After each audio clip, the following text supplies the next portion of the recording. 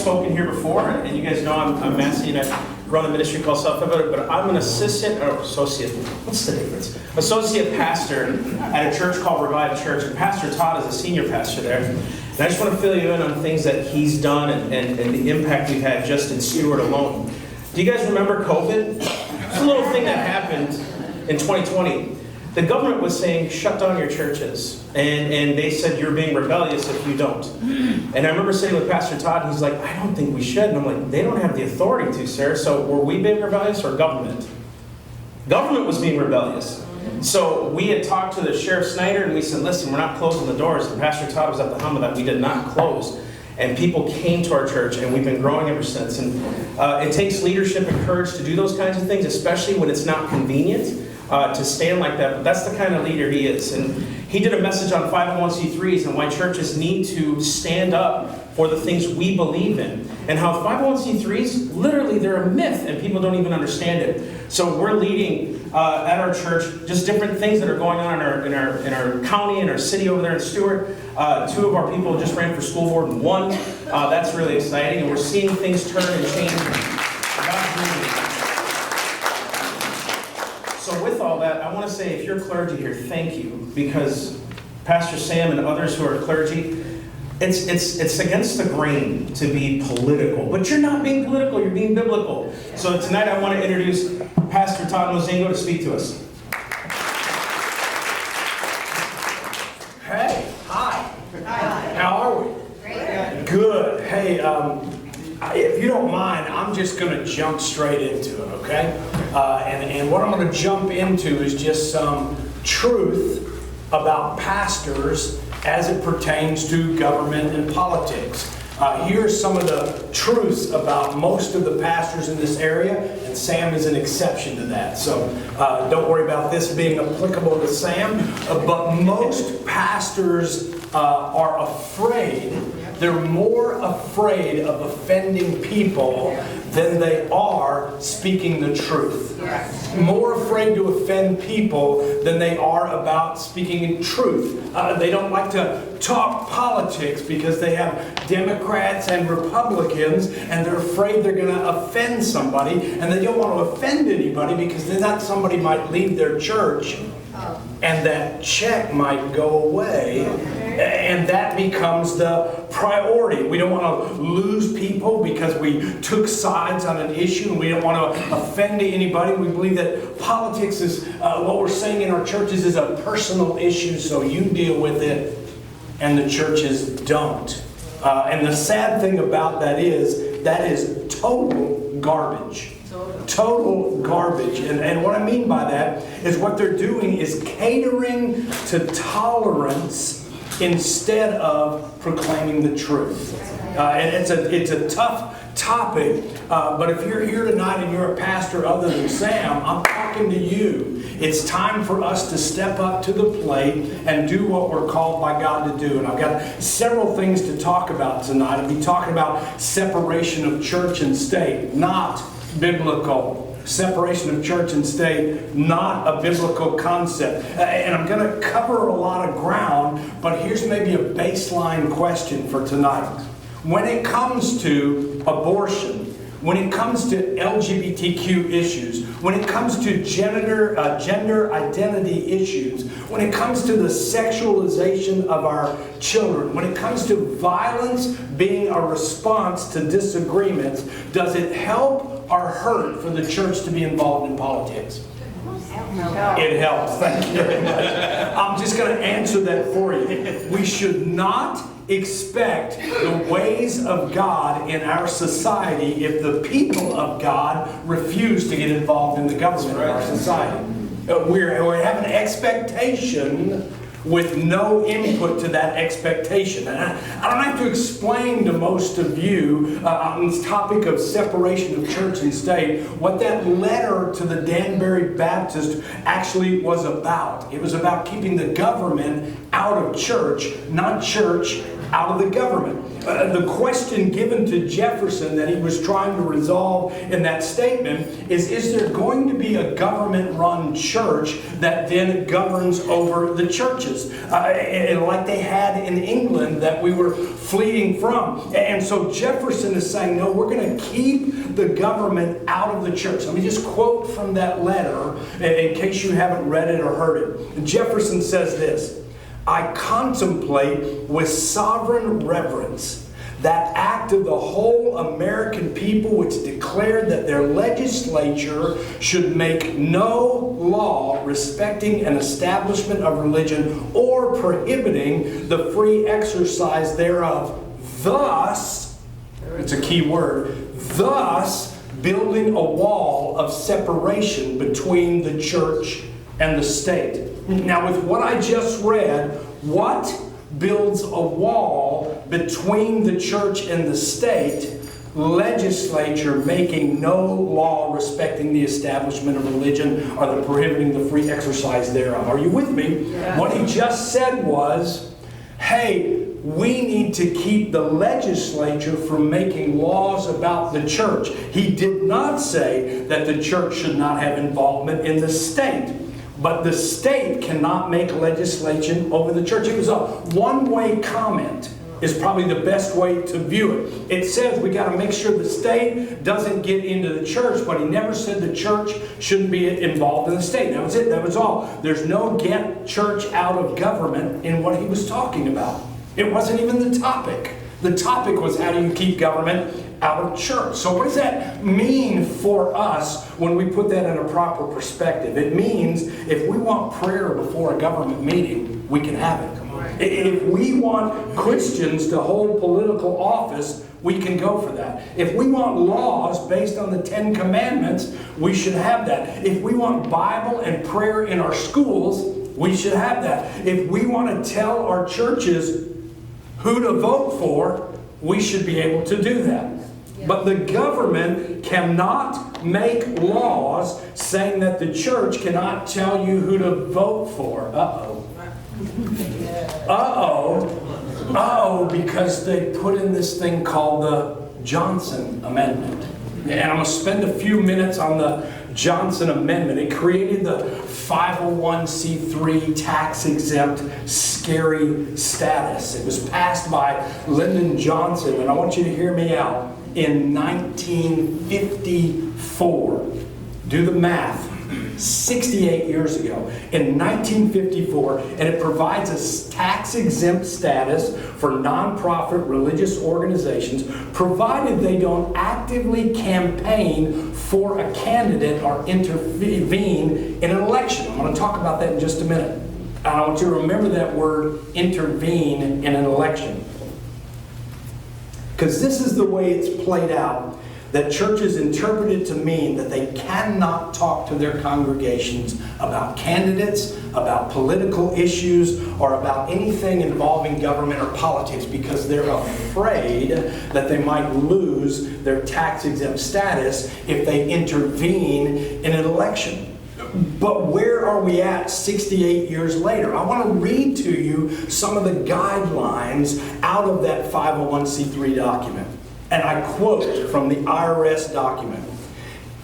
An IRS Section 501c3 organization may engage in some lobbying, but too much lobbying activity risks the loss of tax-exempt status. And if you're legally inept and all, when you look at that, that was one of the most vague statements that they could have made. How do they define too much lobbying?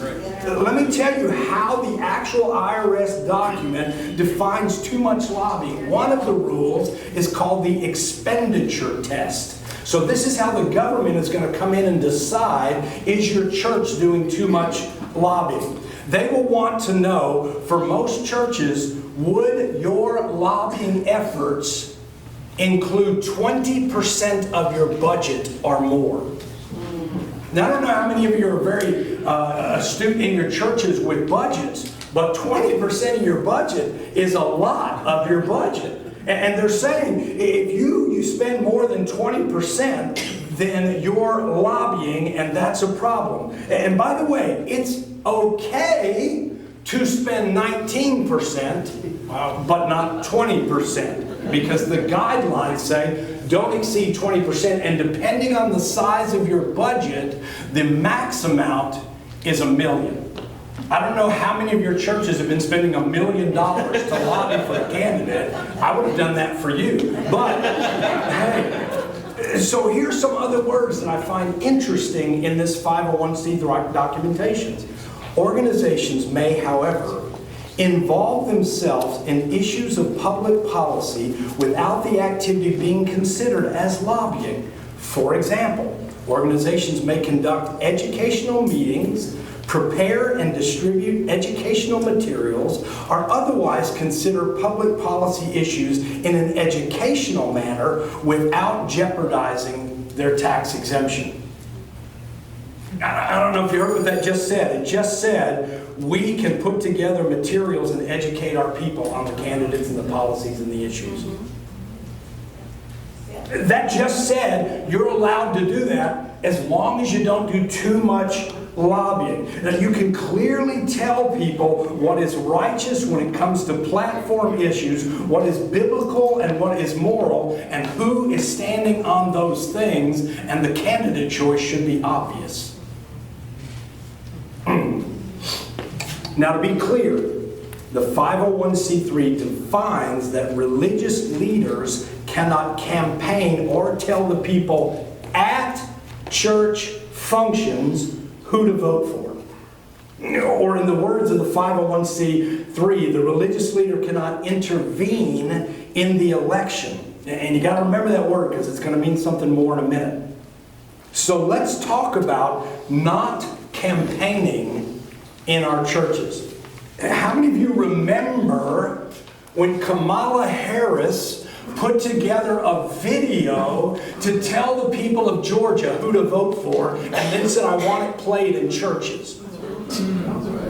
Oh my goodness. I mean, let's just set this straight. The vice president can come into your church and tell people who to vote for, but the pastor cannot.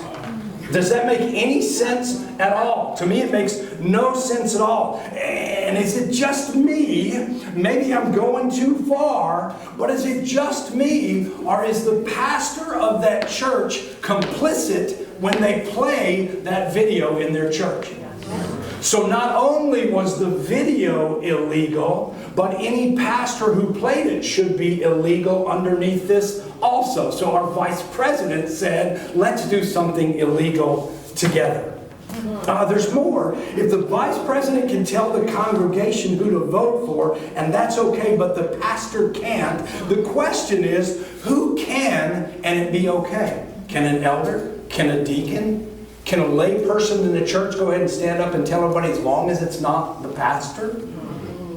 All of this is going to come together in a minute, I promise you. Or maybe we as pastors just need to say, if the VP is allowed to come into churches and tell people who to vote, then I will tell them. That's right. I don't know if you're getting the picture. So how restricting is this Johnson Amendment on pastors? Here's more actual IRS verbiage on the 501(c)(3).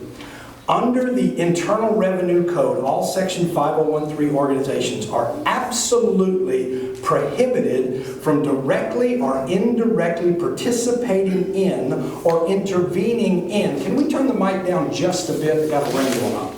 In any political campaign on behalf of any candidate for elected public office. That's really direct. You cannot intervene in an election, but then we have to go to how do we measure intervening. But something happened in this whole 501 conversation in 2017. Something happened under President Trump on May 4th of 2017. Then President Trump signed an executive order about the 501c3 and the Johnson Amendment. You can go look it up. It's Executive Order 13798. 13798. And let me read from you, first of all, directly what that executive order said, which, listen to me, is still enforced right now. It was never rescinded. It is still in play. This is what it says. It shall be the policy of the executive branch to vigorously enforce federal law's robust protection for religious freedom. The founders envisioned a nation in which religious voices and views were integral to the vibrant public square, and in which religious people and institutions were free to practice their faith without fear of discrimination or retaliation by the federal government. For that reason, the United States Constitution enshrines and protects the fundamental right to religious liberty as America's first freedom. Federal law protects the freedom of Americans and their organizations to exercise religion and participate fully in civic life without due interference by the federal government. The executive branch will honor and enforce those protections. Come on. Keeps going. Respecting religious and political speech, all executive departments and agencies shall, to the greatest extent practical and to the extent permitted by law, respect and protect the freedom of persons and organizations to engage in religious and political speech. In particular, hear this out. This is the part in mine that's bolded. The Secretary of the Treasury shall ensure, to the extent permitted by law, what the Department of the Treasury does not take any adverse action. And I'll explain, they go in the document, explain what adverse action is, against any individual, house of worship, or religious organization on the basis that such individual or organization speaks or has spoken about moral or political issues from a religious perspective, where speech of similar character has been consistent with law, not ordinarily been treated as a participation or intervention in political campaign on behalf of a candidate for public office by the Department of Treasury. That's a mouthful, but don't worry about it, I'm going to explain it. So for the lawyers in the room, does that directly say that the Johnson Amendment is taken out by this executive order? No, it doesn't. It doesn't. But I want you to watch what it does for pastors. It says, to the extent permitted by law, the Department of Treasury does not take adverse action. As used in this section, the term adverse action, I'm reading straight out of it.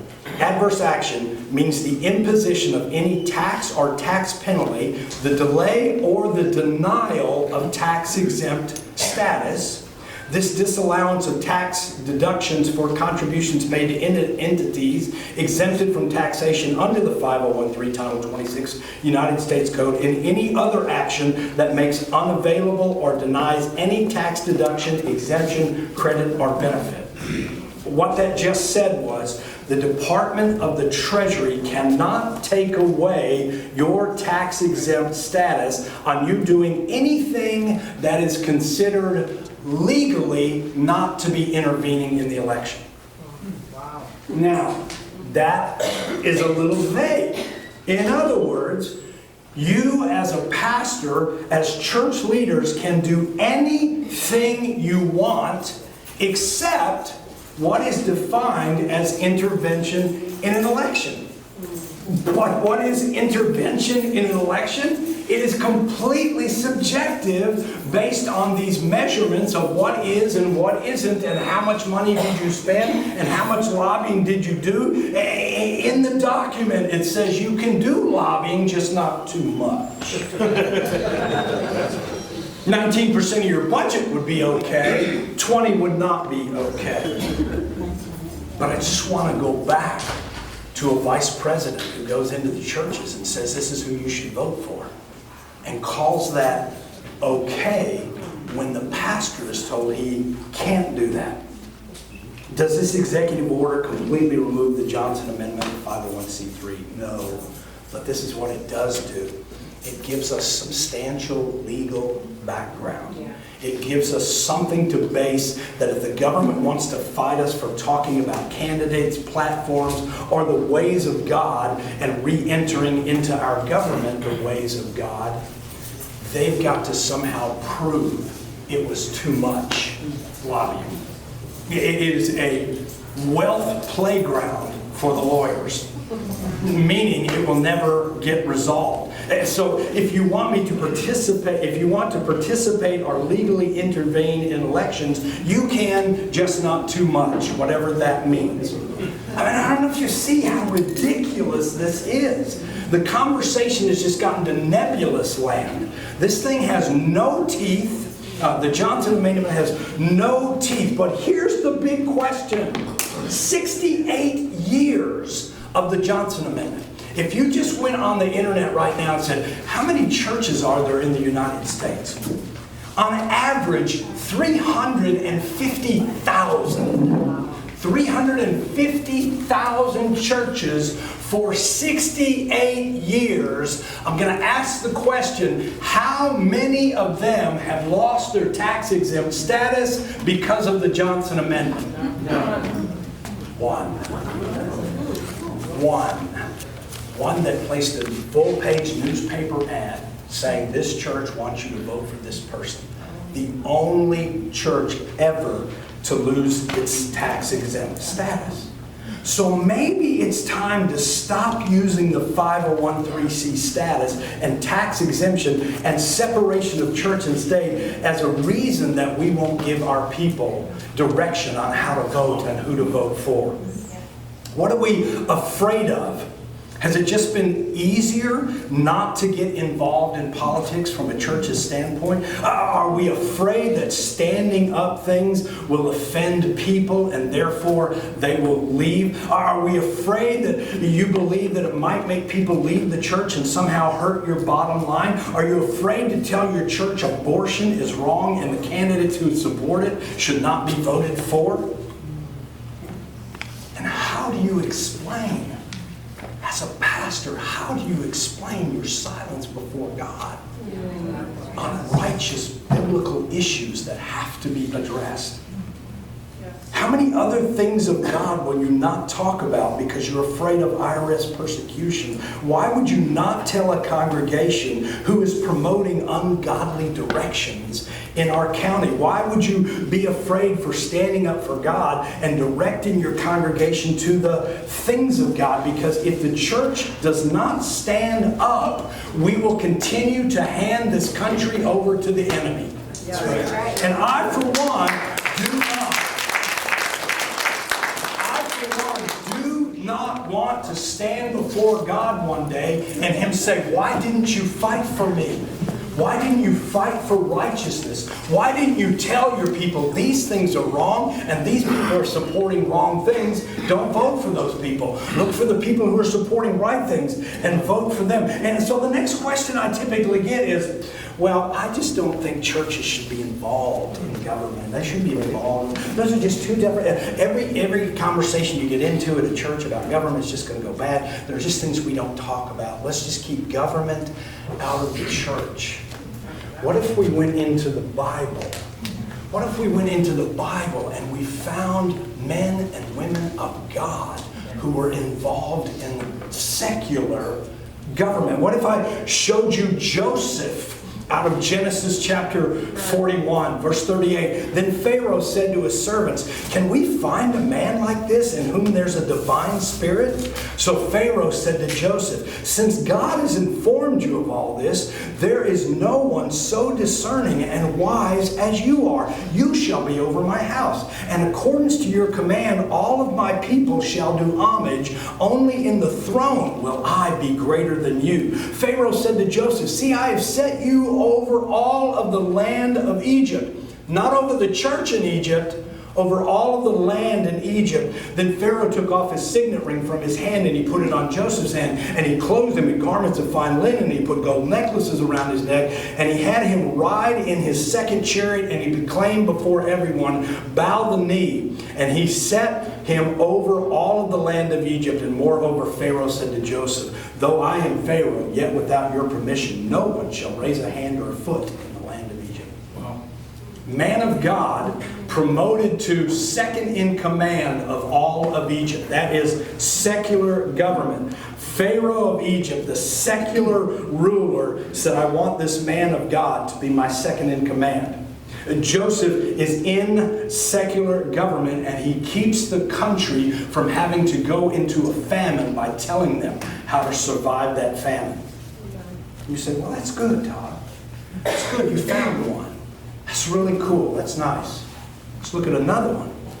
In the book of Daniel, chapter 6, it seemed good to Darius, who's the king, to appoint satraps over the kingdom. What is a satrap?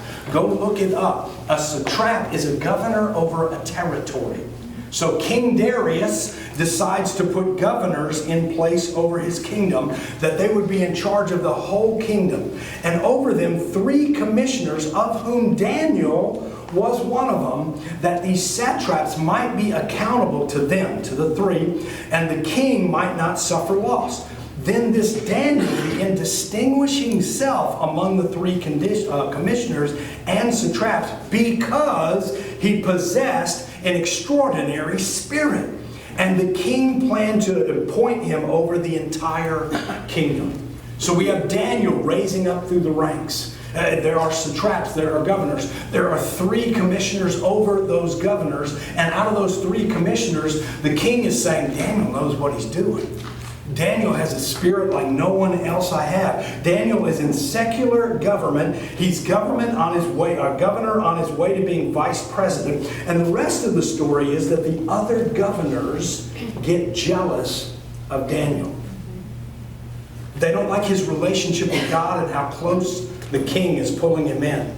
So they make a decree, the governors get together, they make a decree, and they convince the king of that if anyone bows down to anyone beside King Darius, they're going to get thrown in a lion's den. A secular government decree, please don't miss this, a secular government decree that Daniel would not follow.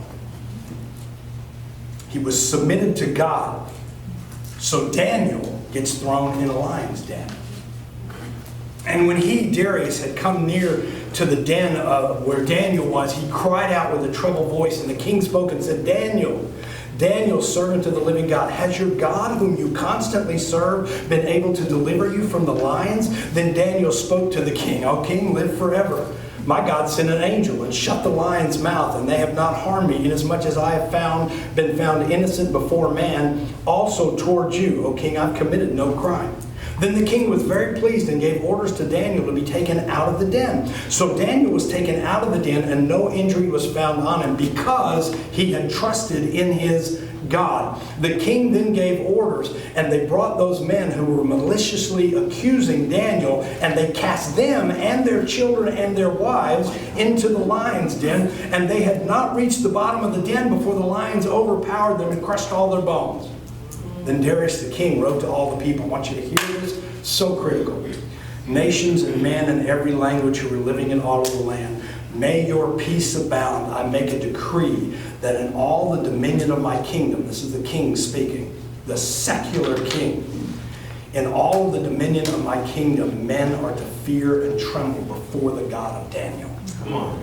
I don't know if you're hearing it. Daniel defies a government order as a government employee because of his religious beliefs. Daniel is thrown into a lion's den, but kept safe by God. The king or the president says, your God is incredible, and he tells the whole kingdom, we're going to start respecting Daniel's God.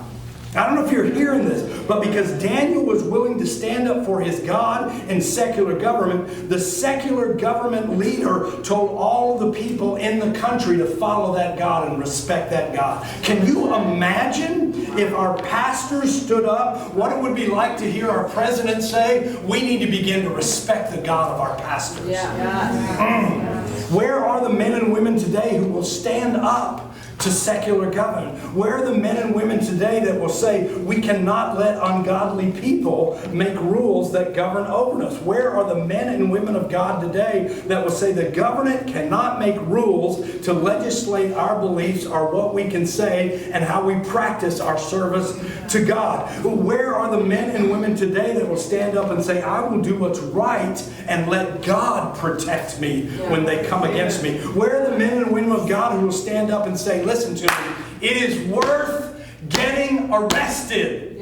It is worth getting arrested so that we can bring it to the front and watch God deliver it. I'm looking for the people today that are like Paul and Silas, that are like Peter, that are like Daniel, that are even like Jesus, who will say, arrest me and watch my God deliver me. And when he does, you will worship him too. Come on. Finally, where are the men and women of God who realize that in 68 years, with 350,000 churches, that only one has had a problem? This thing has no teeth. It has no value. We need to do what we need to do. It's time for courageous leadership. It's time for leaders who say enough is enough. It's time for leaders who will consider what is right over what may offend. It's time for leaders to say tolerance is not love. Truth is love. It is time for leaders to say, let's take this to court so we can watch God work. It's time for leaders to say government does not rule over Jesus, because Jesus has all authority in heaven and on earth. Thank you.